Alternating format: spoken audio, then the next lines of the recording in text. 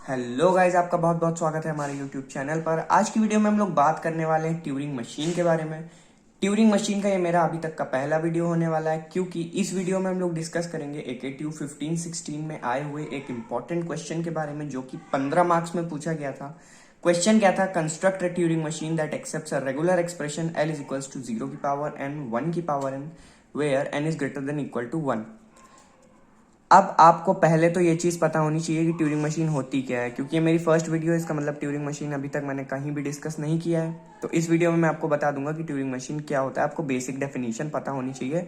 बाकी एग्जाम के point of view से बात करें तो डेफिनेशंस वगैरह कम पूछता है, आपको डायरेक्टली ट्यूरिंग मशीन डिजाइन करने के लिए दे सकता है। तो ट्यूरिंग मशीन हम लोग 2-3 वीडियोस में देखेंगे कि किस किस डिफरेंट तरीके से हम लोग डिफरेंट लैंग्वेजेस के लिए डिजाइन करते हैं ट्यूरिंग मशीन को। तो बिना टाइम वेस्ट करते हुए चलिए स्टार्ट करते हैं। सबसे पहले हमारी डेफिनेशन क्या कह रही है? Turing machine act as a physical computing device that uses predefined set of rules to determine a result from a set of input variable. ठीक है, मतलब कि ट्यूरिंग मशीन एक ऐसी फिजिकल कंप्यूटिंग डिवाइस की तरह काम करता है। एक चीज याद रखिएगा, this act as a physical computing device. ये फिजिकल कंप्यूटिंग डिवाइस नहीं होता है, ठीक है, ये सिर्फ एक्ट करता है। That uses predefined set of rules, जो कि pre defined set of rules का यूज करते हुए एक रिजल्ट को अचीव करता है with using set of inputs. ठीक है, उसके बाद ट्यूरिंग मशीन को रिप्रेजेंट कैसे किया जाता है? ट्यूरिंग मशीन को इस तरीके से हम लोग रिप्रेजेंट करते हैं, क्यू सिग्मा टाउ, ये हमारा है डेल्टा क्यू नॉट और एच। अब इसमें क्यू क्या होता है? हमारा set of states, finite set of states Q, और समेशन या फिर इसको आप सिग्मा कहो, तो ये होता है हमारा set of input symbols. Tau हमारा होता है सेट ऑफ टेप सिंबल्स, यानी जो टेप में होंगे। ये हमारा डेल्टा, क्या होता है? Transition function. क्यू नॉट क्या होता है? Initial state. और एच होती है हमारी हाल्टिंग स्टेट या फिर हाल्ट स्टेट। ठीक है, इसको हम लोग फाइनल स्टेट भी कहते हैं। ठीक, आप इसको फाइनल स्टेट भी कह सकते हो। मैं लिख दूं यहाँ पे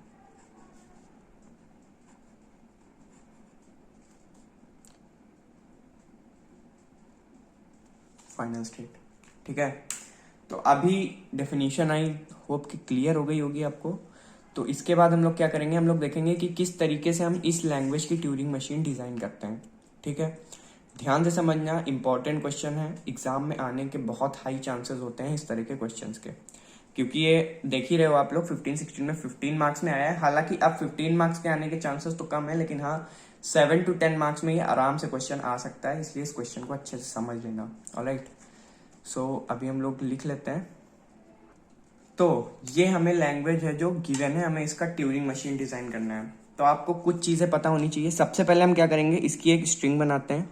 स्ट्रिंग कैसे बनती है? हमें पता है n is greater than equal to 1 लेना है। तो हम, अगर आपकी मर्जी, आप n इक्वल 2 ले लो, आप n इक्वल 3 ले लो, n इक्वल 4 ले लो। किसी एक पर्टिकुलर स्ट्रिंग के लिए अगर आपने ट्यूरिंग मशीन को सेटिस्फाई करा दिया तो वो आपके पूरे के लिए सेटिस्फाई होगी। ठीक है, तो हम लोग let suppose n is equal to 3 ले लेते हैं, सेफ साइड।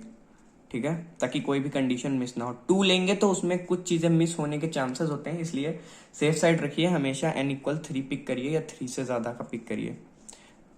तो n इक्वल अगर हम लोग 3 ले रहे हैं तो हमारा क्या हो जाएगा? 0 0 0 1 1 1।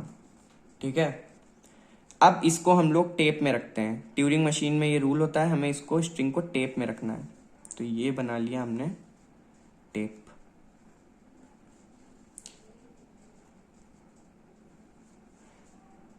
यहाँ पे टेप ब्लैंक होता है और स्ट्रिंग के राइट और लेफ्ट दोनों साइड हमारा ब्लैंक होगा टेप।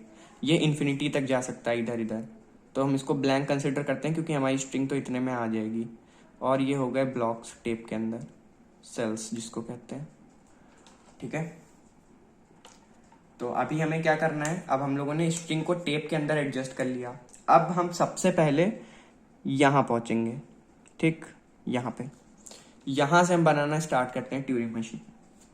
क्या करना है? सबसे पहले क्यू नॉट हमें एज अ इनिशियल स्टेट लेनी है।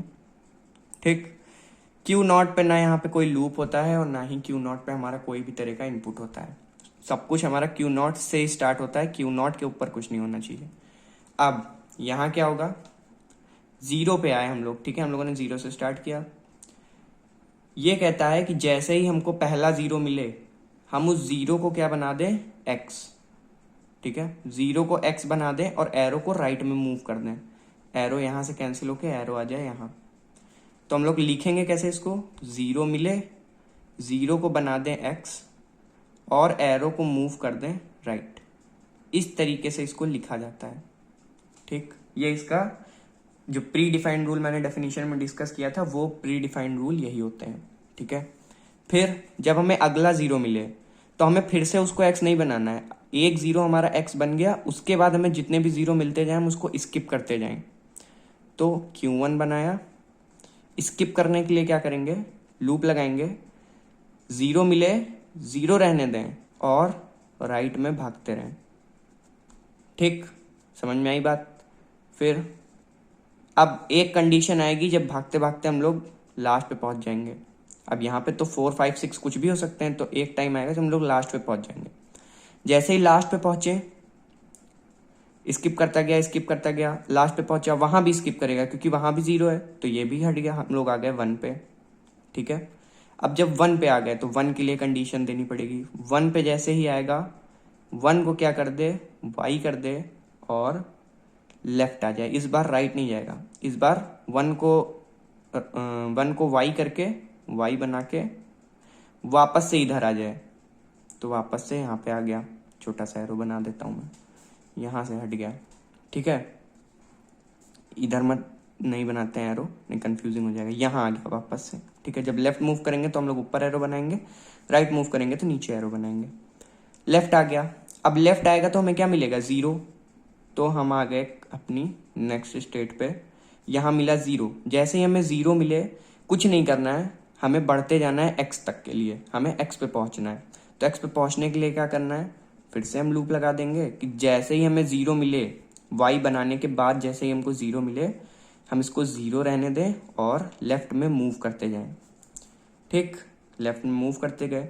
अब जब हमें x मिलेगा, ठीक, जैसे ही हमें x मिलेगा, अब मूव करते करते तो हम लोग यहाँ आ जाएंगे ना, क्योंकि इसके पहले तो हमें 0 मिलता रहेगा। तो जैसे ही हमें x मिले, अब हम क्या करें, x को x रहने दें और एक स्टेप राइट की तरफ मूव करें। तो ये लूप लग जाएगा यहाँ से हमारी इनिशियल स्टेट तक। x को x रहने दें और राइट मूव करें। अब ये क्यों लगाया मैंने इनिशियल स्टेट पे, मैं अभी बताता हूँ। x को x रहने दिया और राइट मूव करे तो हमारा एरो कहाँ आ गया, हमारा एरो आ गया वापस से यहाँ पे, यहीं लगा देते हैं, नीचे जगह नहीं है, यहाँ पे आ गया एरो। अब क्या करे, ये इस 0 को x करे। तो इस 0 को x करने के लिए दोबारा से कंडीशन लिखने से अच्छा है हम लोग डायरेक्टली एरो यहाँ लगा देते हैं। फिर से ये 0 को x करेगा, राइट मूव करेगा, फिर 0 मिलेगा, जितने भी 0 मिलते जाएंगे स्किप करता जाएगा। फिर क्या होगा, y पे पहुंचेगा। इस बार 1 पे नहीं पहुंचेगा, पिछली बार 1 पे पहुंचा था, इस बार y पे पहुंचेगा। तो जब y पे पहुंचे तो y को ये y रहने दे और राइट मूव करे। तो यहाँ पे एक कंडीशन बढ़ा देनी है हमें, इस लूप की कंडीशन। ठीक है, y को y रहने दे और राइट मूव करे। फिर 1 मिलेगा, 1 को y करेगा, लेफ्ट मूव करेगा। फिर क्या होगा, फिर y मिलेगा। अब क्योंकि जस्ट सपोज इसको y किया, फिर लेफ्ट मूव किया तो यहाँ y मिला ना। अब इस y को स्किप करके उसे x तक आना है जिसको उसने x किया था यहाँ पे। तो y को स्किप करके x तक आने के लिए यहाँ पे एक लूप लग जाएगा, y will give left movement. y को y रहने दे और लेफ्ट मूव करता जाए, जितने y जनरेट होते जाए उनको स्किप करता जाए और लेफ्ट मूव करता जाए।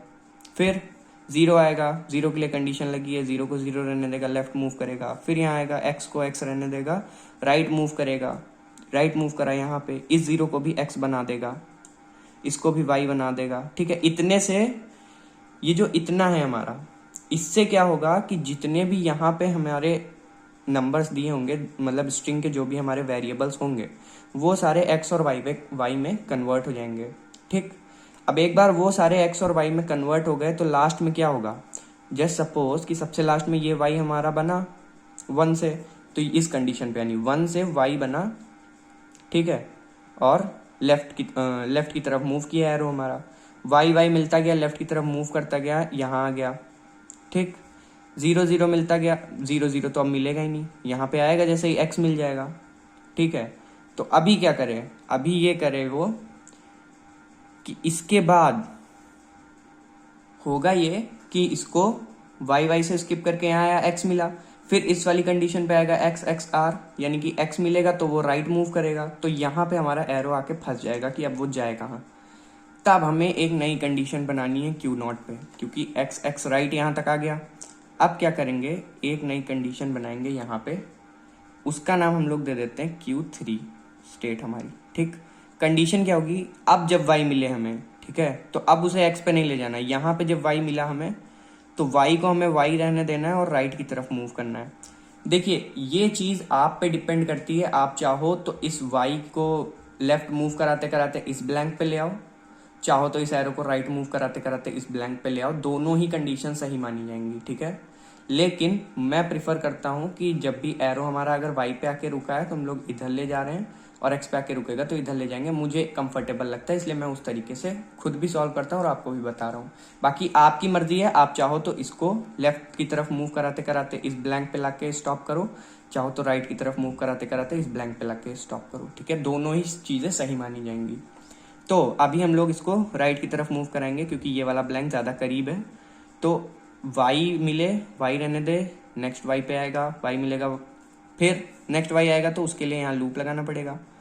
नेक्स्ट y मिले तो y रहने दे और राइट मूव करे। जितने भी y मिलते जाएंगे उनको स्किप करता जाएगा और मूव करता जाएगा, आखिर में पहुंचेगा ब्लैंक पे। जब ब्लैंक पे पहुंचेगा तब हमें बनानी होगी एक नई स्टेट। ठीक है, जस्ट सपोज पहुंचा हमारा Q4 स्टेट पे, यही होगी हमारी फाइनल स्टेट। ठीक है, ब्लैंक पे पहुंचा, ब्लैंक को ब्लैंक रहने दे और एक स्टेप, सिर्फ एक स्टेप लेफ्ट की तरफ मूव करे, यानी कि ये कर्सर वापस से आ जाएगा यहाँ पे। अब आप चाहो तो कर्सर हमने यहाँ से स्टार्ट किया था, ठीक है, तो आप ये भी बोल सकते हो यहाँ से स्टार्ट किया था तो यहीं खत्म होना चाहिए। तो आप मेरी ये जो कंडीशन मैंने लगाई है y comma Y equal R की जगह आप कंडीशन लगा देना y comma Y equal left. ठीक है, यहाँ पे l लगा देना, जैसे ही x पे आएगा तो एक कंडीशन और लग जाएगी x comma x equal l, तो वो मूव करते करते कर्सर यहाँ पे आ जाएगा। उसके बाद आपको सेम ये कंडीशन लगानी है b कॉमा यहाँ पे अगर इस वाले ब्लैंक पे आएगा तब लेफ्ट नहीं लगेगा, तब राइट लगेगा, क्योंकि यहाँ लाना है। इस ब्लैंक पे मैं लेके आया हूँ इसलिए मैंने लेफ्ट लगाया यहाँ लाने के लिए।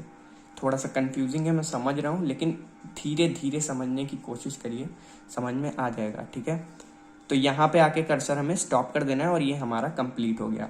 ठीक, यही हमारी ट्यूरिंग मशीन है इस गिवन क्वेश्चन की।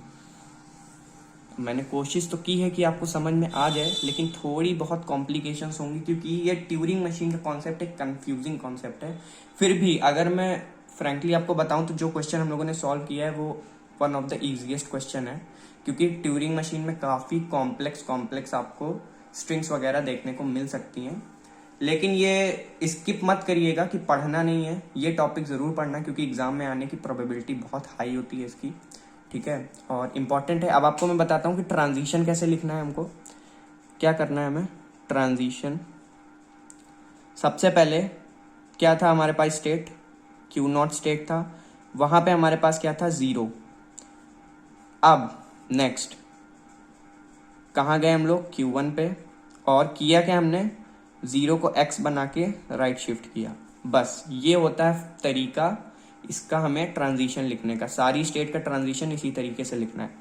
सेकंड, Q1 पे आ गए, यहाँ पे क्या था हमारे पास 0 और y। आप चाहो तो एक ही में लिखो, चाहो तो दोनों को अलग अलग लिखो, तो इजी रहेगा कि आप दोनों को अलग अलग लिखो। तो Q1 पे ही हमें क्या देगा 0 राइट, और एक स्टेट यहीं पे बनेगी Q1 कॉमा वाई की, जो हमें क्या देगा Q1 comma Y comma right shift. फिर नेक्स्ट क्या बनेगी ये वाली Q1 comma 1, what it will give Q2, क्योंकि ये Q2 स्टेट पे जा रहा है, Q2 comma Y comma left shift. फिर नेक्स्ट आप लोग एक बार वीडियो पॉज करके खुद से लिख के देखो बाकी की स्टेट्स आप सही से लिख पा रहे हो ट्रांजिशन या फिर नहीं लिख पा रहे हो। अगर आप लोग लिख ले रहे हो तो मैच करा लो मेरे से, मैं लिख के दिखा रहा हूँ आपको। तो ये हो गई हमारी टोटल नंबर ऑफ ट्रांजिशंस जो हमारी इस पर्टिकुलर ट्यूरिंग मशीन के लिए हम लोग लिखेंगे। ठीक है, ये हो गया हमारा कंप्लीट आंसर। ट्रांजिशन लिखना मत भूलना क्योंकि इसके मार्क्स कटते हैं। ठीक है, ये बहुत इंपॉर्टेंट है। ठीक है, आप एक बार को ये नहीं बनाओ तो हो सकता है एग्जामिनर मार्क्स दे दे, लेकिन ये जरूर बना देना। वैसे मार्क्स नहीं देगा इसका भी, ये भी बना देना। ठीक है, ये भी बना देना। And this was all for today. And important question है, प्रैक्टिस जरूर कर लेना एक बार, क्योंकि प्रैक्टिस नहीं करोगे तो नहीं आएगा। क्योंकि मुझे भी नहीं आया था, तो उसी में अपने एक्सपीरियंस के थ्रू बता रहा हूँ, आपको भी नहीं आएगा। अगर आप प्रैक्टिस नहीं करोगे तो आप भूल जाओगे एग्जाम टाइम में। तो एक बार एटलीस्ट इसको प्रैक्टिस कर लेना। एंड प्लेलिस्ट विजिट कर लेना, डिस्क्रिप्शन बॉक्स में लिंक है, आपको वहां से प्लेलिस्ट मिल जाएगी। वहां पे काफी सारे प्रीवियस ईयर के क्वेश्चन हम लोगों ने डिस्कस किए हुए हैं ऑलरेडी। साथ ही साथ आपको एक बात और बताना चाहूंगा कि अगर आप चैनल पे नए हो तो सब्सक्राइब जरूर कर दो। Thank you so much for watching this video.